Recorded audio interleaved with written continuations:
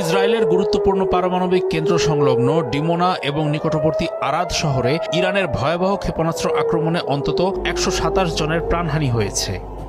Natanz পারমাণবিক কেন্দ্রে ইসরায়েলের হামলার জবাবে এই পাল্টা আক্রমণ চালানো হয়েছে বলে দাবি করেছে তেহরান।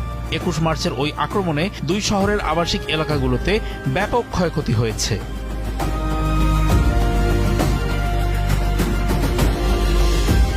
তাদের মধ্যে ১০ জনের অবস্থা আশঙ্কাজনক। শহরের কেন্দ্রস্থলে ক্ষেপণাস্ত্রের আঘাতে ব্যাপক ধ্বংসযজ্ঞের খবর পাওয়া গেছে। ডিমোনা শহরে ৩৯ জন আহত হয়েছেন। হামলায় একটি তিনতলা ভবন সম্পূর্ণ ধসে পড়ার পাশাপাশি বেশ কিছু বাড়িতে আগুন লেগে যায়।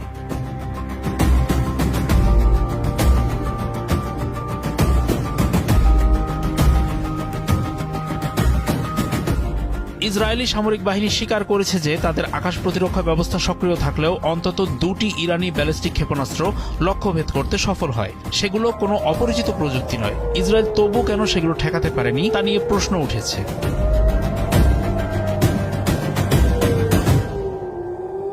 সংবাদ মাধ্যম আল জাজিরায় ঘটনাটিকে রমজান যুদ্ধের একটি নাটকীয় মোড় হিসেবে বর্ণনা করা হয়েছে।